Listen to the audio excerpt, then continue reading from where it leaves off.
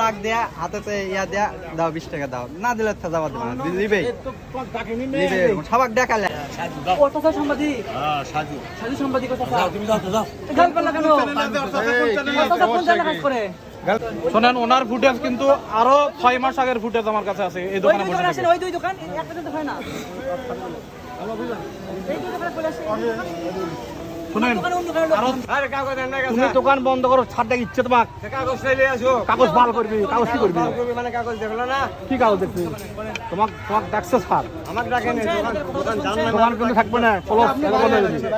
বাইরে আসেন এই আপনাদের ডাকছিল এদিকে আপনাদের ডাকছে আমি যেটা কইলে বিক্রি করে করেন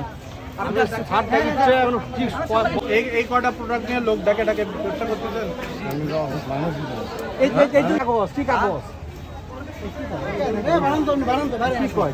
কি খাইছে দেখেন তো কিসের কাগজ না কত টাকা দেখেন 2 মিনিট যাচ্ছি তো জান লাগা নামাজ শেষ হোক নামাজ শেষ হোক আপনাদের সাথে পাইতেছেন তাহলে সাধারণ লোক কি করবে একবার চিন্তা করেন